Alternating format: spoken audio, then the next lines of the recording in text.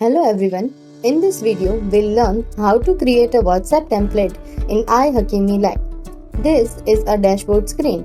Navigate to the left side menu and click on all channels or WhatsApp depending on your setup. Next, click on Template Manager. Here, you will see all your existing WhatsApp templates.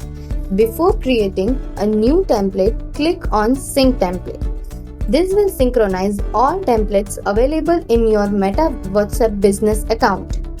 If templates are already available, they will appear in the list. If you don't see the template you are looking for, click on Create Template to create a new one.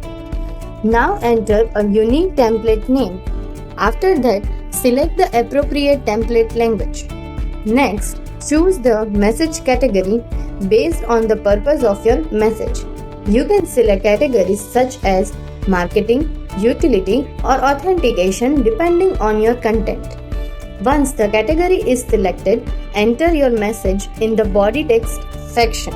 If you want to personalize the message, you can add variables as shown in the video.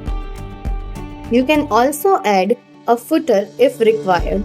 Additionally, you can include action buttons such as phone number, website link, or other supported button types to make your template more interactive.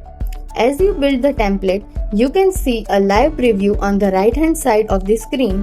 This allows you to verify how the template will appear to your customers before submission. After reviewing all the details, click on Send to Facebook Meta to submit the template for approval. Once submitted, the template status will show as pending. Meta typically reviews and approves template within 24 hours, although approval time may vary. After 24 hours, check the template status. First, click on Sync Templates to refresh the template list. Once the template has been approved, it will appear in the list and will be ready to use for broadcast campaigns and automated workflows.